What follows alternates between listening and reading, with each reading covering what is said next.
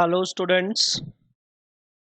Today we are going to start a new chapter, that is Work, Energy and Power, chapter number second of class 10th physics ICSE board. As you can see here, this is lecture one of this class. Students, today's lecture will contain the following topics. Here we will discuss work, its concept and definition. After that, types of work. How many types of work are there? There will be three types: positive, negative, and zero work. And last topic for the day will be the practical examples related to concept of work. That is, जो work है, what will be the examples based on work that we encounter in our daily life. That's what we will study today, students. Okay, so let's begin with this chapter now.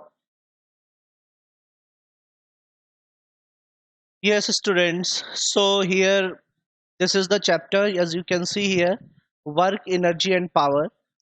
This is the syllabus. According to this, we are going to continue our lecture here.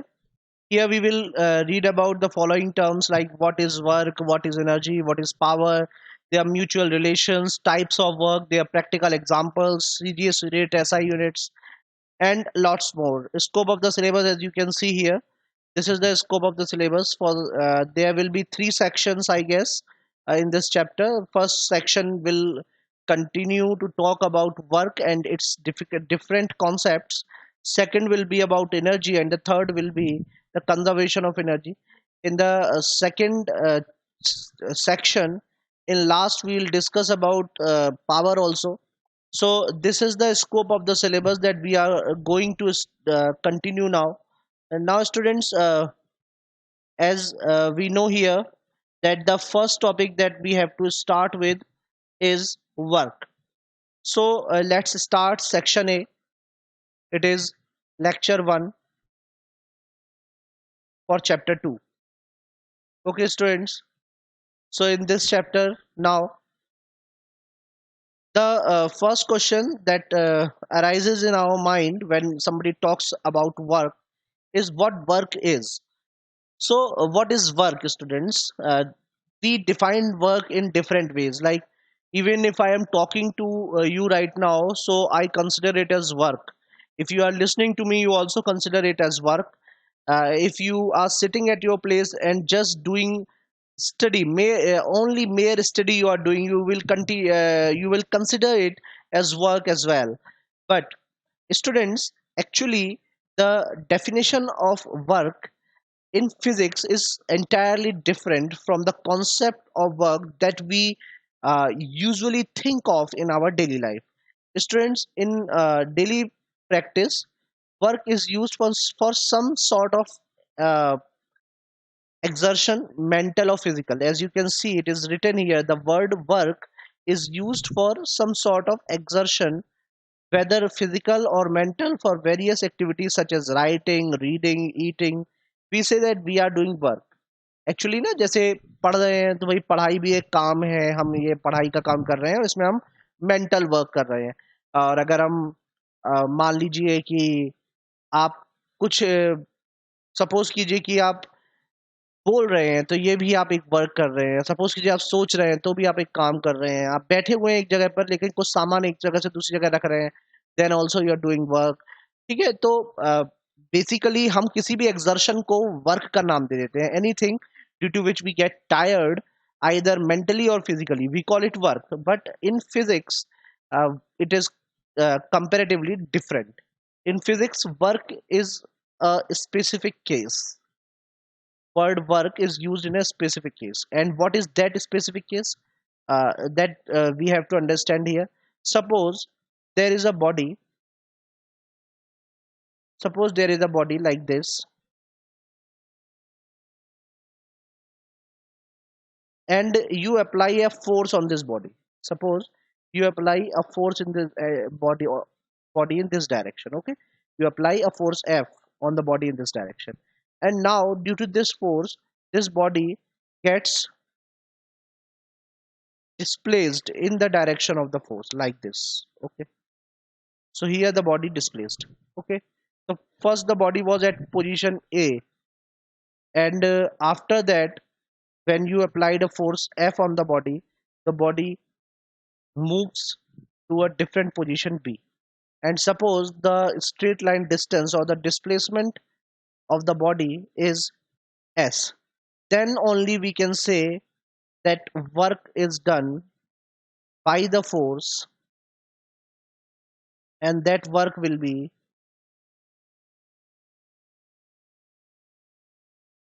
W is equals to F into S. So this is the concept of the work, students. So in physics, when force is applied on a body and the body moves under the influence of a force, then the work is said to be done. If either the force is not acting on a body and the body is moving, or the force is acting on the body and the body is not moving, then no work will be considered to be done. Okay, so according to physics, work is done only when the body moves under the influence of force. If there is no displacement of the body, even when force acts on it, no work is said to be done, or the work done is zero. Clear, students? So if in physics you will define work, then आपको क्या मानना है, आपको ये definition समझनी है कि work is done only when the force applied on a body makes the body move. ठीक है, अगर किसी बॉडी पर फोर्स लगाया और फोर्स की डायरेक्शन में डिस्प्लेसमेंट हुआ तो वहां वर्क हो रहा है. अगर ऐसा नहीं हुआ तो वर्क नहीं हो रहा है. And you can see the examples here. A man while pushing a car, a cyclist while pedaling a cycle, horse while pulling a cart, a boy going upstairs, a coolie lifting a load, all exert force produces motion, so they do work. इन सारे cases में जो examples मैंने यहाँ highlight किए, in all these cases different bodies are acted upon by different external forces, and also those forces are producing motion in the bodies. So such a case in which force is being applied on a body and the body is moving due to the influence of the force, so, their work is said to be done. Okay, students, as you can see here, suppose this is you. Okay, students, suppose this is you, this is your car. अभी suppose that your car, अरे मान लो ना, ये suppose करो. अच्छा, ये लग रहा होगा हम कैसे धक्का दे पाएंगे, नैनो है ये, अभी तो ठीक है, नैनो तो हल्की सी कार होती है, धक्का दे लोगे. तो now suppose it's you and this is a car of yours, that somewhere maybe petrol khatam ho gaya or anything else, due to which you are unable to drive it now. So you are pushing it, and you are pushing it, so you are applying a force on the car in this direction. Okay, and the car is moving in this direction, so you are applying a force by with your hands. You are applying a force on the car, and car is also moving because of the force you are applying on it. So this is where work is being done. यहाँ work हो रहा है, और कौन कर रहा है work को, आप कर रहे हो. कौन कर रहा है वर्क, आप कर रहे हो. समझ में आ रही है बात मेरी आपको? So this is the case where work is being done. But हाँ, अब ये मान लो आप कि आपकी कार खराब हो गई है, आप कार में बैठे हो या बाहर निकल के खड़े हो गए और आप सोच रहे हो और आपको बहुत टेंशन हो गई है, और फिर you just call it work कि मैं मेंटल वर्क कर रहा हूँ, मैं सोच रहा था. तो it will not be considered as work in physics at least. ठीक है, फिजिक्स में वर्क का मतलब है कि फोर्स लगाया जाए और फोर्स के लगने की वजह से बॉडी में मोशन डेवलप हो. ओके स्टूडेंट्स, तो अभी क्या है, एक और एग्जांपल यहाँ पर अगर आप देखें जिसमें फोर्स लगे लेकिन मोशन डेवलप ना हो, तो ऐसे एग्जांपल को देखते हैं जहाँ फोर्स तो है लेकिन मोशन डेवलप नहीं हो रही. तो देखिए ये एग्जांपल, ये देखिए स्टूडेंट्स, इस केस में क्या हो रहा है. इस केस में स्टूडेंट्स, ये जो this person is pushing the wall, you can also try this at home. आप वॉल पर फोर्स लगा रहे हो, ठीक है, this force is being applied, but will this wall move from its position, क्या ये वॉल अपनी पोजीशन से मूव करेगी? It will not. फोर्स लगाने से वॉल अपनी पोजीशन से मूव नहीं करती, although you are applying force on it, लेकिन ये अपनी पोजीशन से मूव नहीं करने वाली है. So in this case no work will be done. इस इस केस में अगर आपसे कहा जाए कि आपने क्या वर्क किया, तो भले ही आप वॉल पे फोर्स लगा लगा you will get tired, but still the work done is zero. I hope this point is clear to all of you. Similarly, if a coolie is standing, ये important point है. If a coolie is standing with a heavy load on his head, though he feels tired, but no displacement is taking place, hence no work is being done. समझ में आ रही है बात? तो basically work होगा या नहीं, ये बात दो फैक्टर पर डिपेंड कर रही है.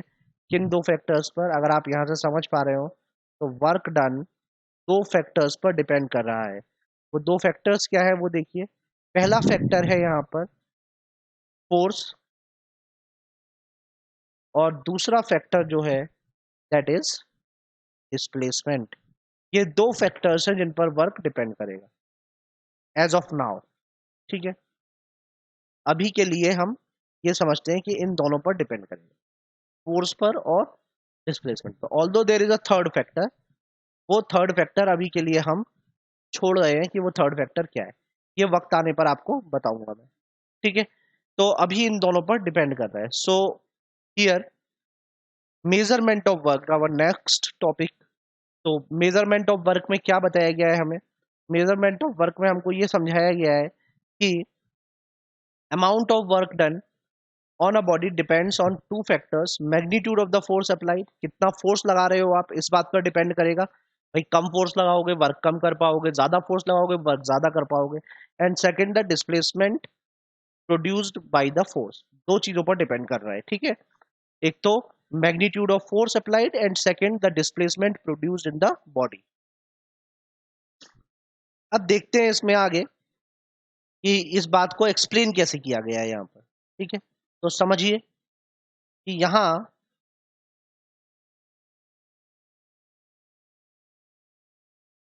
if force F1 and F2 where F1 is greater than F2 move to two different bodies across same distance, work done by F1 said to be more than that of work F2. अबे आपको simple बताया ना. अभी देखो W is equal to क्या था, F into S था क्या. ठीक है, चलो बहुत बढ़िया बात. तो अगर मैं कहूँ कि W1 एक F1 फोर्स है, वो एस डिस्टेंस तक चलाता है बॉडी को और इसमें वर्क होता है W1. तो W1 is equal to F1 into S, और W2 एक दूसरा वर्क हो रहा है F2 फोर्स की वजह से जो कि सेम डिस्टेंस S चला रहा है. तो अगर मैं इन दोनों इक्वेशंस को डिवाइड दे दूं तो what I will get from here, W1 upon W2 is equal to F1 upon F2. S से S कैंसिल आउट हो जाएगा. और यहाँ से अगर मैं कहूँ कि F1 F2 से बड़ा था तो W1 को भी तो W2 से बड़ा होना पड़ेगा. सिंपल सा कॉन्सेप्ट है ये. तो इसका मतलब क्या हुआ कि जो फोर्स ज्यादा वो वर्क ज्यादा. फॉर कब? व्हेन डिस्प्लेसमेंट जो है वो सेम है. एज यू कैन सी कि अगर एस सेम है तब ये वाला जो कॉन्सेप्ट है ये उस पर एप्लीकेबल है.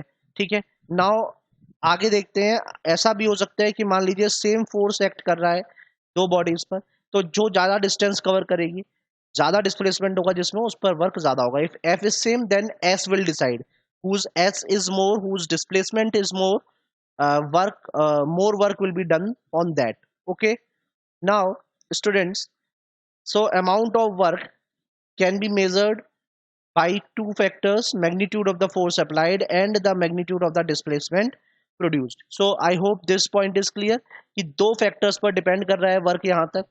तो अभी अगर आपको amount of work की डेफिनेशन चाहिए और you have to define work, वहां हमने ये समझा था कि वर्क जो है वो फोर्स से प्रोड्यूस होता है. If the force produces the motion in a body then work is being done. But the exact definition of work is here, the amount of work done by a force is equal to the product of force and displacement of the point of application of force in the direction of force. ये वही वाली बात आ गई जो अभी आपको थोड़ी देर पहले समझाई थी. फिर से एक बार समझा देता हूँ. सपोज कि ये एक बॉडी है. ठीक है, इस बॉडी पर आपने एक एफ फोर्स लगाया और इस एफ फोर्स की वजह से ये बॉडी यहाँ से खिसकती हुई एक नई पोजीशन पर आ गई और वो नई पोजीशन इसकी ये है. ठीक है, और यहाँ से जो डिस्प्लेसमेंट हुआ बॉडी में, ये डिस्प्लेसमेंट आपका एस हुआ. ठीक है, ये डिस्प्लेसमेंट इस डायरेक्शन में डिस्प्लेसमेंट हुआ और ये क्या हुआ एस. तो एफ फोर्स था और एफ फोर्स की डायरेक्शन में अगर एस डिस्प्लेसमेंट हुआ तो वर्क डन का फॉर्मूला जो बनेगा वो बनेगा F into S. So this is the formula for the work done. यही बात यहाँ बताइए कि amount of work done that is W is equal to the product of force applied यानी F and the displacement of the point of application in the direction of applied force। ठीक है, जिस direction में force लगा है उस direction में जो डिस्प्लेसमेंट है, उस डिस्प्लेसमेंट ऑफ फोर्स का जो प्रोडक्ट है वही वर्क डन के इक्वल होता है। I hope this point is clear to all of you. Okay students, now ये फॉर्मूला हो गया इसका, as you can see here this is the formula for work done. W is equals to F into S। Okay,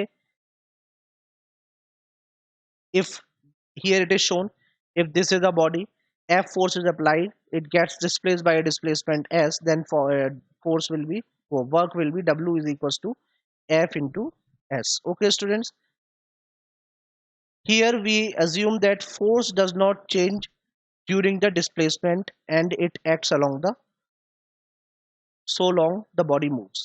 यानी यहाँ ये माना गया है कि फोर्स कभी भी चेंज नहीं हो रहा है during the motion of the body, और जब तक बॉडी चल रही है तब तक उस पर फोर्स लग रहा है। ठीक है, ये दो बातें यहाँ मानी गई हैं इस फॉर्मूले को बनाते टाइम पर।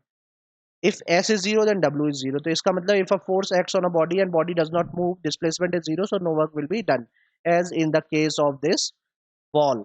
ठीक है, फोर्स लगाओ लेकिन बॉडी नहीं चल पाई तो आप कोई वर्क नहीं कर पा रहे। ठीक है, अभी क्या है कि वर्क इज स्केलर क्वांटिटी, यानी वर्क डायरेक्शन पर डिपेंड नहीं करता।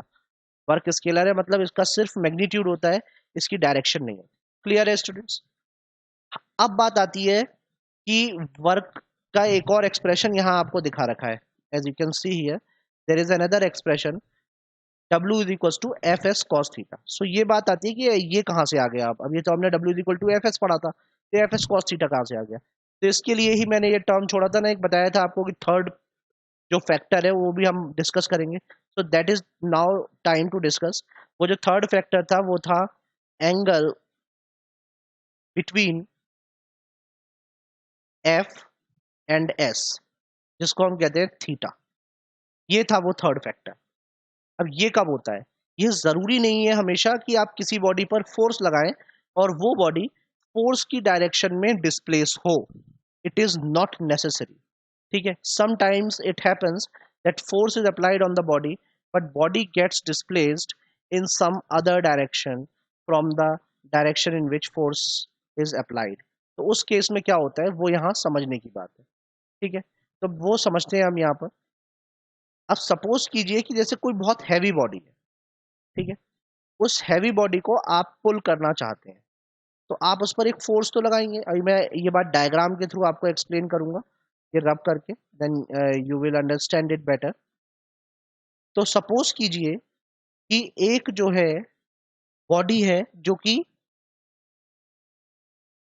कैसी है, वो बॉडी जो है, हाँ तो ये मान लीजिए एक बॉडी है, इस बॉडी, ये बहुत हैवी बॉडी है मान लीजिए, आपने इसको पुल करने के लिए इस पर एक फोर्स लगाया इस डायरेक्शन में। ठीक है, लेकिन क्योंकि ये बॉडी हैवी है तो ये आपने इस पे पुल करने के लिए फोर्स लगाया है, तो ये इस डायरेक्शन में मूव हो ये जरूरी नहीं है। ये इस डायरेक्शन में मूव नहीं होगी, बल्कि क्या होगा कि ये बॉडी इस आपके फोर्स की वजह से इस ग्राउंड पर रोल करने लगेगी और रोल करती हुई किसी नई पोजीशन पे पहुंच जाएगी। ठीक है, तो सपोज कीजिए कि ये बॉडी रोल करती हुई यहाँ पहुंच गई ऐसे। ठीक है, तो आपने फोर्स लगाया था इधर, लेकिन ये बॉडी जो मूव की और मूव करके जिस नई डायरेक्शन में पहुंची वो नई डायरेक्शन क्या थी? ये। तो यानी डिस्प्लेसमेंट जो है वो आपके फोर्स की डायरेक्शन में नहीं हुआ। अब यहाँ कुछ ये एंगल बन गया, ये एंगल मान लीजिए थीटा है। क्या है ये angle? Theta. So now when force is applied on the body and the body moves in the, not in the direction of force, but in any other direction at an angle theta, then what happens? For that, now understand it। अब इस case में क्या होगा कि F और S ये दोनों के बीच का एंगल थीटा है। तो इस केस में जो वर्क का फॉर्मूला होता है, वर्क डन, वो हो जाता है आपका work done W is equal to F S cos theta. समझ में आया? यानी अगर एफ और एस के बीच में कोई एंगल दिया हुआ है तो तब आप जो फॉर्मूला लिखेंगे वो formula F S cos theta होगा। ओके, और अगर उनके बीच का एंगल जीरो है तो उस केस में, यानी दोनों सेम डायरेक्शन में, तो उस केस में जो बॉडीज हैं उनका फॉर्म, उनके लिए वर्क डन का जो फॉर्मूला बनेगा वो W is equal to F S होगा, जो हमने यहाँ पर पढ़ा था। ठीक है, अब आगे समझते हैं इस बात को कि कैसे कैसे कर लिया हमने ये काम, इसको समझते हैं। तो लेट्स अंडरस्टैंड इट। देखिए, यहाँ समझिए, इसको करने के दो तरीके थे। पहला तरीका या यहाँ समझाया गया है हियर इन दिस पर्टिकुलर, सो समझते हैं इस बात को। दो तरीके हैं। पहला तरीका ये है, by finding the component of displacement along force. यानी इस केस में क्या हुआ है, इस केस में ऐसा इन्होंने समझाया है कि जो फोर्स था वो, मतलब here what they have done, कि फोर्स जो है वो लग रहा है हॉरिजॉन्टल। मतलब ये समझिए कि ये एक बॉडी है, ठीक है, इस बॉडी पर एक फोर्स लग रहा है। अब मान लीजिए कि इस पर फोर्स इस डायरेक्शन में लग रहा है, this is the direction of force, लेकिन यहाँ पर एक स्लोप है। क्या है यहाँ पर? यहाँ पर एक स्लोप है, ऐसे, ठीक है। ये सपोज कीजिए कि ये एक स्लोप है, लाइक दिस। सॉरी स्टूडेंट्स, ये बॉडी बना लेते हैं फिर से। ये एक बॉडी है और ये सपोज कीजिए कि यहाँ पर एक स्लोप है। तो जब आप फोर्स लगाते हैं तो ये जो बॉडी है ये स्लोप पर चढ़ जाती है और यहाँ पहुंच जाती है। यही तो होगा। अगर आप एक बॉडी पर फोर्स लगाएंगे और सामने उसकी क्या है, स्लोप है, तो बॉडी इस तरीके से स्लोप पर चढ़ जाएगी। तो ये चढ़ गई, तो यानी फोर्स की डायरेक्शन क्या थी? अगर आप यहाँ देख पा रहे हो तो फोर्स तो हुआ था इसमें, इस डायरेक्शन में। यही तो डायरेक्शन थी फोर्स की। This was the direction of force, ठीक है।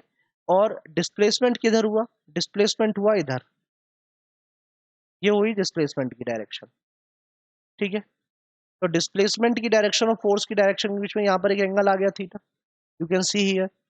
तो ऐसे केस में हम क्या करते हैं, हम ये जो डिस्प्लेसमेंट है इस डिस्प्लेसमेंट के कंपोनेंट कर लेते हैं। कंपोनेंट करने का तरीका क्या है वो यहाँ पर समझो। मान लो कि कोई वेक्टर है, वेक्टर तो सब लोग जानते हो, मान लो कोई वेक्टर ए है, ठीक है। वो इस तरीके से दिखा रखा है आपको, और किसी पर्टिकुलर डायरेक्शन के संग वो थीटा एंगल बनाता है।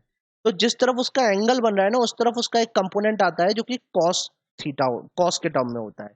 मतलब वेक्टर का मैग्नीट्यूड फिर कॉस इंटू एंगल, मतलब कॉस और फिर एंगल, और एक इसके परपेंडिकुलर ये कंपोनेंट होता है, ये साइन होता है। ये कॉन्सेप्ट है, ये आप 11th क्लास में समझोगे। इसको कहा जाता है रिजोल्यूशन ऑफ वेक्टर्स, ठीक है। मतलब कोई वेक्टर ए था, ए थीटा एंगल बना रहा था हॉरिजॉन्टल डायरेक्शन के साथ। तो यहाँ ए का जो हॉरिजॉन्टल कंपोनेंट हुआ वो ए कॉस थीटा, और जो वर्टिकल कंपोनेंट हुआ वो ए साइन थीटा। सिमिलरली यहाँ पर एस के कंपोनेंट करें तो एस का इस डायरेक्शन में जो कंपोनेंट होगा वो क्या हो जाएगा, एस कॉस थीटा। समझ में आ गई बात? तो वर्क डन का डेफिनेशन क्या कहती है, product of force applied and the displacement in the direction of force. तो एफ तो फोर्स हो गया और एस कॉस थीटा डिस्प्लेसमेंट का कंपोनेंट हो गया फोर्स की डायरेक्शन में, you can see here. So here the formula becomes F S cos theta. Clear students? I think this formula is clear to all of you कि ये कैसे है बना, ठीक है। इसका एक और दूसरा तरीका भी है, वो भी अब हम डिस्कस करेंगे यहाँ पर। So let's move to that second one, कि वो क्या है। उससे पहले यहाँ पर देख लेते हैं ये कुछ जो नोट दिया है, फुट नोट देखते हैं। इन इक्वेशन 2.1, यानी इस इक्वेशन की बात कर रहे हैं, the cross sign means simple multiplication of two vectors F and S. Actually ये उन्होंने ये बताया कि एक्चुअली वेक्टर्स जो होते हैं उनके मल्टीप्लिकेशन दो टाइप के होते हैं, डॉट और क्रॉस। तो अगर आप वेक्टर के टर्म में देखें तो फोर्स और डिस्प्लेसमेंट जो है इनका डॉट प्रोडक्ट किया जाता है, जो आप 11th क्लास में पढ़ेंगे, नॉट फॉर नाउ। लेकिन उन्होंने यहाँ यही बात समझाई कि क्रॉस का मतलब क्रॉस प्रोडक्ट नहीं है, it shows simple multiplication. But आपको इतना अटेंशन उस पर पे भी नहीं करना, क्योंकि ये अभी आपके सिलेबस का पार्ट नहीं है। आपको बस ये समझना है कि अगर आप वेक्टर प्रोडक्ट लिखोगे इनका तो ये डॉट प्रोडक्ट आएगा, which is written like this. मैं एक बार लिख कर भी दिखा देता हूँ ताकि आप लोगों को समझ में आ जाए। W is equal to F यहाँ वेक्टर लगाते हैं, फिर ऐसे एक डॉट लगाते हैं और फिर ऐसे लिखते हैं। This is the correct form. हाँ, अगर आप इसको ऐसे लिख लेते हो ना, मतलब आपने ऐसे लिखा, इट इज ओके। बट अगर आपने यहाँ वेक्टर्स लगा दिया और फिर आपने ये क्रॉस लगाया है, then it is not okay. समझ में आ रही है बात? मतलब अगर वेक्टर्स लगाए हैं आपने यहाँ पर तो बीच में डॉट आएगा अगर आप वर्क का फॉर्मूला लिख रहे हो, और यहाँ पर वेक्टर नहीं आएगा। ये बात समझ में आ रही है? यहाँ वेक्टर नहीं आएगा क्योंकि work is not a vector quantity, work is scalar. Clear है ये बात? तो ये आपको यहाँ पर याद रखना है कि ये नहीं है वैलिड और ये वैलिड है। ठीक है, बस इतना ही आपको इसमें समझना है, बाकी हम आगे बढ़ते हैं इसमें। ये हमने पढ़ा था by finding component of displacement along the force. अब हम देखते हैं by finding component of force along the displacement, एक और काम इसमें किया जा सकता था, वो देखते हैं। अब दूसरा केस क्या किया जा सकता था? दूसरा केस ये किया जा सकता था कि यहां पर ऐसा करते कि ये मानिए एक बॉडी हो गई, ठीक है, इस बॉडी पर ये फोर्स लग गया, ये फोर्स लग गया एफ। ठीक है, इसकी वजह से ये बॉडी वही जैसे पहले स्लोप चढ़ी थी, स्लोप चढ़ गई, यानी यहां से ये बॉडी ऐसे चढ़ गई ऊपर। ठीक है, ऊपर तक पहुंच गई, यहां तक। ठीक है, तो डिस्प्लेसमेंट जो है इसका, एज यू कैन सी, कि वो इस डायरेक्शन में हो गया। ठीक है, और फोर्स इधर लगा था। तो अब एक और तरीका क्या है कि आप फोर्स के टुकड़े कर लो। मतलब फोर्स तो एक्चुअली इस डायरेक्शन में लगा हुआ है ऐसे, और ये एंगल हो गया थीटा। लेकिन अब तरीका एक और क्या है, अभी आपने डिस्प्लेसमेंट को रिजोल्व किया था, अब आप फोर्स को रिजोल्व कर लो। तो फोर्स को कैसे रिजोल्व करें? तो अभी आपको एक तरीका समझाया था, फिर से उसी तरीके को समझो कि अगर ये कोई वेक्टर है बी, ठीक है, और ये एंगल थीटा बना रहा है, तो इस डायरेक्शन में जिधर थीटा एंगल बनता है उधर उसका कौन सा पार्ट जाता है? कॉस वाला, तो ये बी कॉस थीटा हो जाएगा। और इस वाले के परपेंडिकुलर यानी 90 डिग्री पर एक लाइन खींच दो, ये क्या हो जाएगा? बी साइन थीटा हो जाएगा। अब यहाँ हमको साइन थीटा वाले टर्म की जरूरत नहीं है, हमें सिर्फ ये समझना है कि फोर्स अगर इस डायरेक्शन में ये है तो इसका एक कंपोनेंट इस तरफ आ जाएगा। वो कंपोनेंट क्या होगा? F cos theta. समझ में आ रही है बात? तो इसलिए उस केस में W इज इक्वल टू क्या कर लोगे? W इज इक्वल टू कर लोगे F cos theta into S, और ये भी क्या हो जाएगा? W is equal to F S cos theta. So this is the formula for the work done if theta is the angle between force and displacement, as you can see here. This is the formula, W is equal to fs cos theta, and इन्होंने यहाँ पर trigonometry use की है. You can see this, and if you find it difficult, you can use either my method or you can ask me about that too. ठीक है, so here this is formula W equals to fs cos theta, and similarly from the second case by finding component of force along displacement, इसमें भी हमें क्या मिलेगा? इसमें भी हमें same formula ही मिलेगा. Okay students, so now let's move to the next one. देखते हैं आगे क्या है. So let's see here. Now, so here you can see the formula again. So basically work is equals to force into displacement, and this is the complete formula. You can learn it. Okay, now ये note देख लेते हैं. Since force F, displacement S are vector quantities and work W is scalar quantity, so work is expressed as dot or scalar product of force and displacement vectors. ये अभी आपको बताया था कि F W को हम अगर वेक्टर फॉर्म में लिखते हैं तो इस तरीके से लिखते हैं. तो यहाँ से समझ में आ गया कि वर्क तीन फैक्टर्स पर डिपेंड कर रहा है: मैग्नीट्यूड ऑफ फोर्स यानी एफ पर, मैग्नीट्यूड ऑफ डिस्प्लेसमेंट यानी एस पर, और angle between force and displacement यानी थीटा पर. ठीक है, तो this is well understood from here. So this is the formula of the work. ठीक है, अब अगर थीटा जीरो है, थीटा जीरो होने का मतलब क्या हुआ कि सपोज करो फोर्स इस डायरेक्शन में लगा, सपोज इस डायरेक्शन में फोर्स लगा और इसी डायरेक्शन में डिस्प्लेसमेंट हो गया, तो दोनों सेम डायरेक्शन में है, तो थीटा कितना हो गया? Theta is 0। कॉस 0 की वैल्यू क्या होती है, आप ट्रिग्नोमेट्री में पढ़ेंगे मैथ में, कॉस 0 होता है 1। तो कॉस 0 1 हो जाएगा, तो फॉर्मूला क्या बन जाएगा, formula becomes W is equal to F S. ठीक है students, I hope this point is clear. अब हम टाइप्स ऑफ वर्क पढ़ेंगे। So our next topic is types of work. Yes students, so now types of work. As in the starting I told all of you that work is of three types. So let's start. The first type of work is positive work.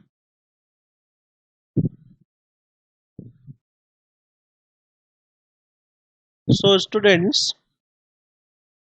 now we have to understand when the work done by the force is positive. Suppose you apply force on a body. Suppose this is a body on which you apply a force. Okay, and due to this force the body moves up to this point. Okay, so the displacement is also in the direction of force, as you can see here. Okay students, in this case the work done will be called positive. So basically you can understand here that if theta is acute, it means the angle between the force and displacement is acute, that is it lies between 0 to 90. Then for this value of theta, cos theta is always positive.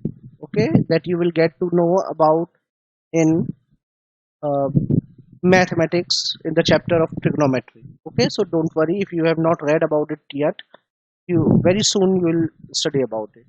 तो ये cos theta greater than 0 हो जाएगा, और अगर cos theta students greater than 0 है तो work done क्या होता है, W इज इक्वल टू होता है F S cos theta, so it will also be greater than 0. Okay students, so this is the case when the work done will be positive. Let's consider this example. If a free fall of the body is considered, suppose this is an example. So here students, this is a body of mass m. Okay, it is falling freely, so you have to understand the situation. When a body falls, then there is a force equal to the weight of the body. हमने gravity वाले chapter में पढ़ा था, centre of gravity में M G नीचे की तरफ act करेगा, and also the direction of motion is also downward, so displacement भी डाउनवर्ड्स है और F is equal to M G भी downward. both forces are in same direction, so I mean force and displacement are in same directions, so theta will be 0 degree here, and if theta is equal to 0, then cos 0 की value कितनी होती है, cos 0 is 1, और अगर cos 0 1 हो जाएगा तो work done क्या होगा, W इज इक्वल टू हो जाएगा एफ एस, cos 0 तो 1 हो गया तो उसकी जगह 1, तो एफ एस, तो this term will be positive. Clear students? So this is an example of the positive work done. Okay, here the work done is, देखो अगर H S is equal to कितना है, एच है, तो here formula will be mgh, work done will be equal to mgh. mg is the force and h is the vertical displacement. Another example students, here it is considered if a pulley does work on a load. Suppose एक कुली है, यहाँ हम समझते हैं इस बात को, suppose it is a कुली, ठीक है, ये कुली है और वो क्या कह रहे हैं यहाँ कि ये कुली फोर्स लगाकर किसी बॉडी को उठाता है अगेंस्ट द ग्रेविटी। अब यहाँ कोई बॉडी थी, ठीक है, सपोज कीजिए यहाँ पर कोई बॉडी थी, इस कुली ने क्या करा, इस बॉडी को उठाकर इस हाइट तक ले गया, ठीक है, एच हाइट तक ये बॉडी को ऐसे उठाकर ले गया। तो इस बॉडी को यहाँ से यहाँ तक ले जाने के लिए कुली ने जो फोर्स लगाया, अपवर्ड लगाया होगा, और मिनिमम कितना फोर्स चाहिए होगा कुली को इस बॉडी को लिफ्ट करने के लिए, एटलीस्ट जितना इस बॉडी का वेट था, यानी mg। तो उस केस में कुली ने जो वर्क किया, that work is also positive. कौन सा वर्क डन बाई कुली, कुली ने जो वर्क किया वो पॉजिटिव है। क्यों पॉजिटिव है? क्योंकि कुली ने ऊपर की तरफ वर्टिकली अपवर्ड फोर्स लगाया था mg, और डिस्प्लेसमेंट भी अपवर्ड हुआ। So the work done by the coolie in raising the weight is W is equal to mgh, which is also positive। ये वाला केस भी कैसा गया? पॉजिटिव। क्लियर हुआ स्टूडेंट? सो ये आपके जो एग्जाम्पल्स हैं, these are the examples for positive. Now let's talk about the second type of work. so the second type of work is zero work। now we will understand what is zero work। okay students, so there are two cases for zero work to take place। okay, zero work जो है वो उसके दो cases हैं, वो दो तरीके से हो सकता है। तो हम समझते हैं कि कैसे हो सकता है। जीरो वर्क के दो तरीके हैं। वो दो तरीके क्या क्या हैं समझिए। एक तरीका तो ये है कि अगर डिस्प्लेसमेंट जीरो हो जाए, क्या हो जाए? If s is equal to zero. अगर डिस्प्लेसमेंट जीरो हो जाता है स्टूडेंट्स, तो क्या होगा? तो w is equal to F S cos theta होता है। अगर डिस्प्लेसमेंट जीरो है तो w इज इक्वल टू भी क्या हो जाएगा? जीरो हो जाएगा। This is first case. ठीक है, इसका एग्जाम्पल हम ले सकते हैं कि सपोज कीजिए, एग्जाम्पल इसका, सपोज कि कोई बॉडी है जो किसी सर्कुलर पाथ पर चल रही है। सर्कुलर पाथ है, इस पाथ पर कोई बॉडी चल रही है और वो एक पूरा राउंड कंप्लीट करती है। यानी सपोज कीजिए पॉइंट पी से चलना शुरू करती है और ऐसे घूमकर पॉइंट पी पर वापस आ जाती है। तो एक पूरा राउंड कंप्लीट करा, यानी जिस पॉइंट से चली थी उसी पॉइंट पर वापस आ गई। और अगर ऐसा हो जिस पॉइंट से चले थे उसी वापस आ जाए तो एस जीरो हो जाएगा, और इसलिए यहाँ पर डब्ल्यू भी जीरो हो जाएगा। Work done by the force will also be zero. समझ में आ गई? तो एक केस तो ये हुआ जीरो वर्क का। Now the second one is, दूसरा केस क्या है? दूसरा केस है स्टूडेंट्स, इफ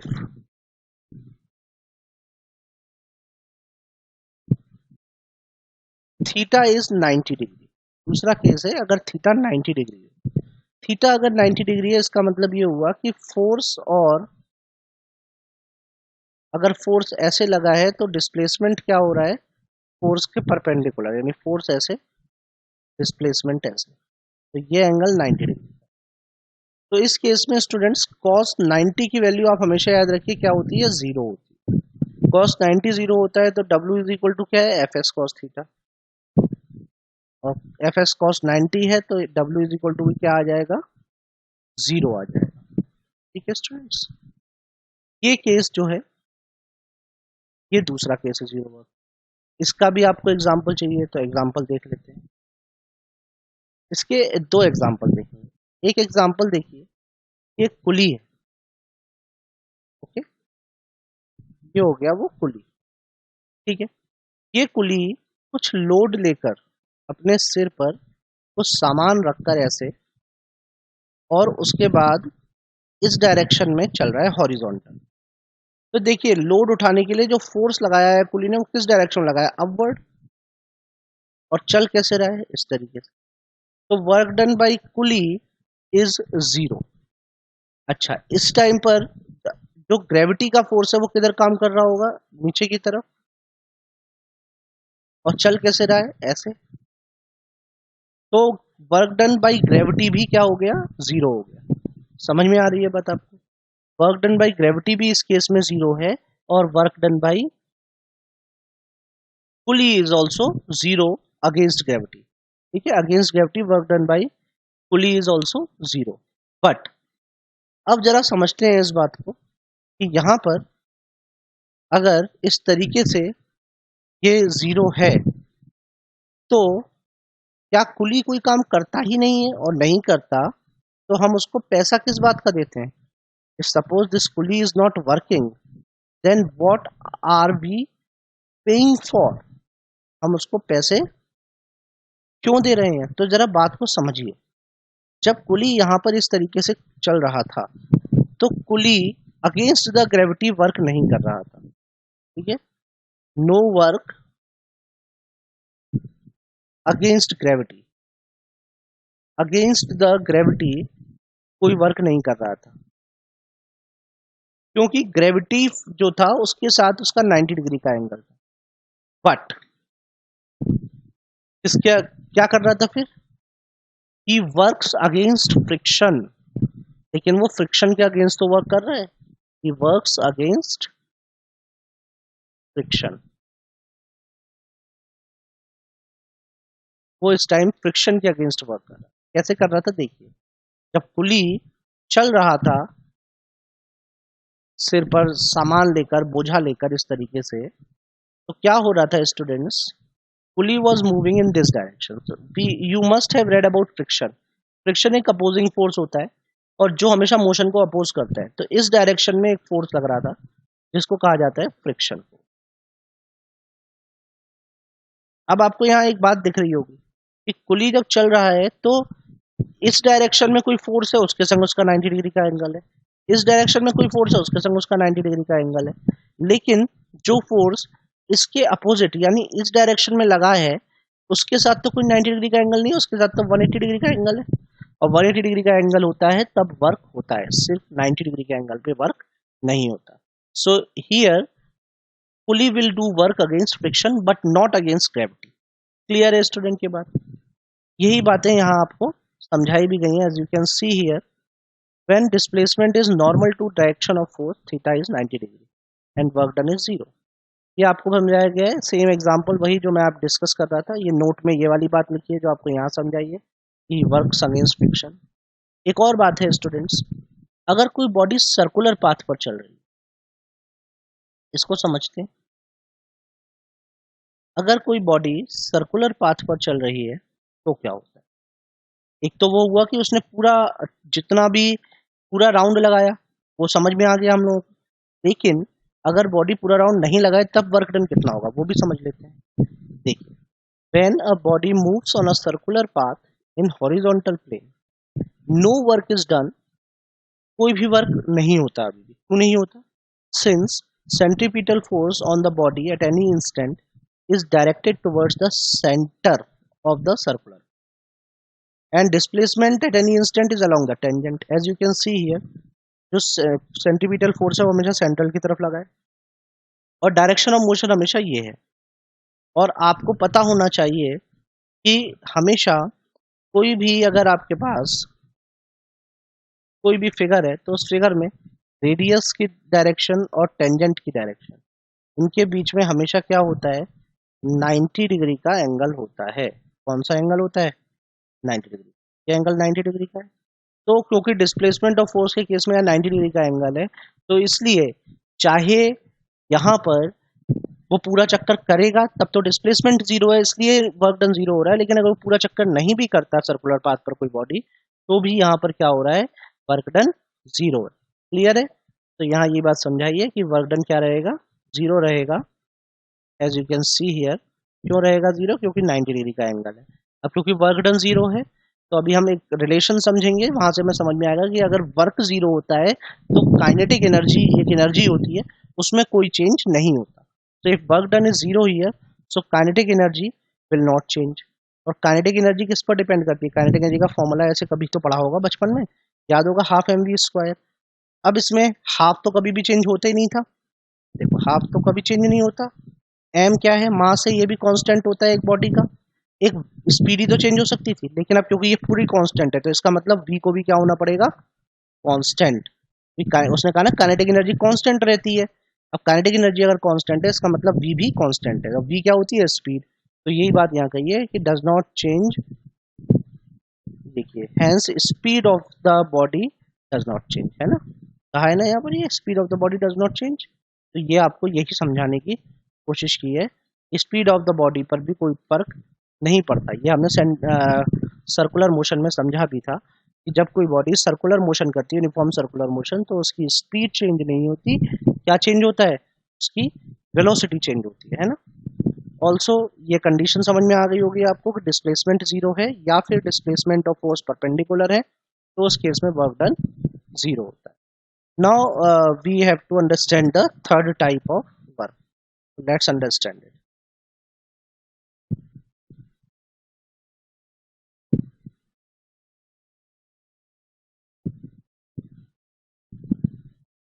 तो third type of work students होता है नेगेटिव वर्क. अब ये नेगेटिव वर्क क्या होता है देखिए. Third type of work is negative work. ये कब होता है? ये तब होता है students when theta is obtuse. जब थीटा कैसा होता है? ऑब्ट्यूज होता है, यानी थीटा की जो वैल्यू है वो 90 डिग्री से तो बड़ी होती है और 180 डिग्री तक होती है. इस केस में स्टूडेंट्स कॉस जो है वो नेगेटिव हो जाता है और इसीलिए जो वर्क डन है W is equal to F S cos theta वो भी क्या हो जाता है? Negative. Okay students, less than zero का मतलब नेगेटिव. इसका एग्जाम्पल समझिए. एग्जाम्पल ये है स्टूडेंट कि अगर यहाँ से आपने किसी बॉडी को ऊपर फेंका, सपोज कीजिए एक बॉडी पहले इस डायरेक्शन में थी, इस बॉडी पर एक फोर्स नीचे की तरफ लग रहा था, वो फोर्स था mg. ठीक है, आपने इस बॉडी को ऊपर की तरफ ऐसे फेंक दिया. ठीक है, ये मान लीजिए आपने h हाइट ऊपर इसको फेंका, है ना. पहले इस पर एक फोर्स mg नीचे की तरफ लग रहा था, as you can see here. अब जब ये यहाँ पहुंची तो भी इस पर एक फोर्स ऊपर की तरफ नीचे की तरफ लग रहा होगा. अभी भी इस पर एक फोर्स नीचे की तरफ mg लग रहा होगा. तो फोर्स तो नीचे की तरफ लग रहा है लेकिन बॉडी ऊपर की तरफ गई. डिस्प्लेसमेंट कहाँ हुआ? ऊपर की तरफ. तो इसका जो वर्क डन है आप देखें कि यहाँ पर फोर्स लगा, डिस्प्लेसमेंट हुआ ऊपर की तरफ और फोर्स लगा नीचे की. तो एंगल जो बना इन दोनों के बीच में कितना बन गया? 180 डिग्री का. और cos 180 डिग्री की वैल्यू होती है -1.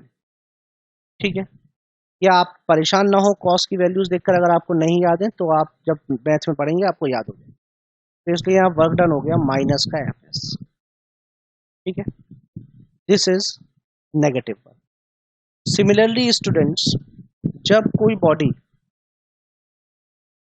किसी बॉडी पर फ्रिक्शन एक्ट करता है, फ्रिक्शन यू नो, फ्रिक्शन क्या होता है ये आपको पता है, अभी अभी बताया था, आपने पहले पढ़ा भी है. फ्रिक्शन ये होता है स्टूडेंट्स कि अगर मान लीजिए कि कोई बॉडी है, या सपोज कीजिए एक बॉडी है ये, ठीक?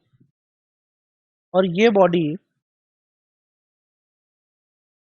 ये बॉडी है मान लीजिए. ठीक है, अब ये बॉडी इधर चलना चाहती है, इस डायरेक्शन, है ना.